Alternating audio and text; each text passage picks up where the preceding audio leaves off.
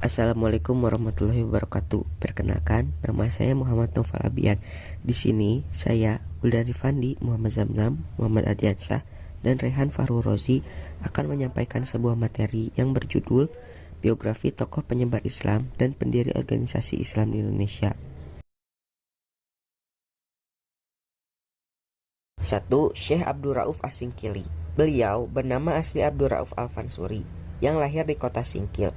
Beliau adalah orang pertama yang mengembangkan tarekat Syatariyah di Indonesia. Sekitar tahun 1640, beliau berangkat ke tanah Arab untuk mempelajari ilmu-ilmu keislaman. Abdul Rauf As-Singkili pernah bermukim di Mekah dan Madinah. Ia mempelajari tarekat Syatariyah dari gurunya yang bernama Ahmad Kusasi dan Ibrahim Al-Qurani. Kemudian, beliau pernah menjadi mufti kerajaan Aceh ketika diperintah oleh Sultanah Safiatuddin Tajul Alam. Abdul Rauf As-Singkili memiliki sekitar 21 karya dalam bentuk kitab-kitab tafsir, hadis, dan fikih dan tasawuf. Dari banyak karya beliau, ada satu yang menjadi karya terpenting, yaitu Umdat Al-Muhtajin. Buku ini terdiri dari 7 bab yang memuat tentang zikir, sifat Allah dan Rasulnya, serta asal-usul ajaran mistik. Pada pembahasan di bab terakhir, beliau menceritakan tentang riwayat hidupnya dan gurunya. 2. Syekh Muhammad Arsyad Al-Banjari. Muhammad Arsyad Al-Banjari lahir di Lok Gambang, Martapura, Kalimantan Selatan pada tahun 1710. Beliau lahir dari pasangan Abdullah dan Siti Aminah. Setelah wafat, beliau dikenal dengan sebutan Datuk Kalampayan karena dimakamkan di desa Kalampayan. Ketika masih kanak-kanak, beliau diadopsi oleh Sultan Tahliullah untuk dididik secara tuntas. Bahkan beliau dikirim ke Mekah dan Madinah untuk belajar di sana selama kurang lebih 30 tahun. Sebelum berangkat ke Tanah Suci, beliau dinikahkan dengan seorang putri yang bernama Bajut sebagai sarana untuk meningkatkan perasaan dengan keluarga di tanah air. Langkah pertama yang dilakukan Syekh Muhammad Arsyad Al-Banjari sekembalinya dari belajar di Tanah Suci adalah membina kader-kader ulama. Ia meminta kepada Sultan Tamijidillah sebidang tanah untuk dijadikan sebagai pusat pendidikan. Di tempat itu dibangun rumah tinggi, ruang belajar, perpustakaan, serta asrama bagi para santri. Berkat perjuangan keras beliau dan menantunya, akhirnya pusat pendidikan tersebut ramai dikunjungi para santri dari berbagai daerah. Tempat tersebut hingga saat ini dikenal dengan nama Kampung Dalam Pagar, sebab para santri yang belajar dilarang meninggalkan tempat tersebut tanpa izin. Muhammad Arsyad Al-Banjari juga aktif menulis di buku. Di antara karya yang terbesar adalah kitab yang berjudul Sabilul Mu'tadil atau Jalan Orang yang Menunjuki Petunjuk. Karena keilmuan beliau yang luar biasa, Muhammad Arsyad Al-Banjari mendapat julukan Matahari Agama dari Banjar.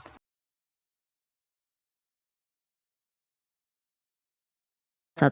Kiai Haji Ahmad Dahlan. Kiai Haji Ahmad Dahlan adalah anak keempat dari 7 bersaudara. Beliau merupakan putra dari Kiai Haji Abu Bakar bin Kiai Sulaiman dan Siti Aminah binti almarhum Kiai Haji Ibrahim. Ayah beliau adalah seorang khatib tetap Masjid Agung Yogyakarta. Adapun ibunya adalah putri dari penghulu besar di Yogyakarta. Kiai Haji Ahmad Dahlan lahir di Kauman, Yogyakarta tahun 1869. Sebelum mendapat gelar Kiai Haji Ahmad Dahlan, nama yang diberikan orang tuanya adalah Muhammad Darwisi. Nama Ahmad Dahlan beliau diperoleh dari salah satu gurunya di Semarang. Kiai Haji Ahmad Dahlan mendirikan Persyarikatan Muhammadiyah pada 8 Zulhijjah 1330 Hijriah atau 18 November 1912. Pendirian organisasi ini dipengaruhi oleh gerakan tajdid, reformasi pembaruan pemikiran Islam yang dicetuskan oleh Muhammad bin Abid Al-Wahhab di Arab Saudi, Muhammad Abduh, Muhammad Rashid Ridho di Mesir, dan lain-lain. Berdasarkan hal tersebut, salah satu tindakan nyata yang dilakukannya ialah memperbaiki arah kiblat dari yang awalnya lurus ke barat, kemudian dengan mengacu pada ilmu falak dibuat agak condong ke utara 22 derajat. Pembetulan arah kiblat ini dimulai dari Langgar Kidul milik Kiai Haji Ahmad Dahlan sendiri dengan cara membuat garis saf. Semenjak didirikan Muhammadiyah banyak bergerak di bidang pendidikan. Selain giat memberikan pengajian kepada ibu-ibu dan anak-anak, beliau juga mendirikan berbagai sekolah. Gerakan mengembangkan bidang pendidikan itu terus berlangsung hingga saat ini. Kiai Haji Ahmad Dahlan meninggal pada Jumat 23 Februari 1923 dan dimakamkan di makam milik keluarganya di Karangkajen, Yogyakarta. 2. Kiai Haji Hasyim Asy'ari lahir pada 10 April 1875.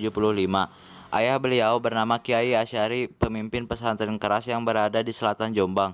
Ibu beliau bernama Nyai Halimah. Kiai Haji Hasyim Asy'ari memiliki garis keturunan baik dari Sultan Pajang atau Jaka Tingkir serta Raja Majapahit Brawijaya VI. Kiai Haji Hasyim Asy'ari belajar dasar-dasar agama dari ayah dan kakeknya, Kiai Utsman yang juga pemimpin pesantren Gedang Diwek, Jombang. Sejak usia 15 tahun, beliau berkelana menimba ilmu di berbagai pesantren antara lain Probolinggo, Langitan Tuban, Kademangan di Bangkalan, dan Siwalan di Sidoarjo.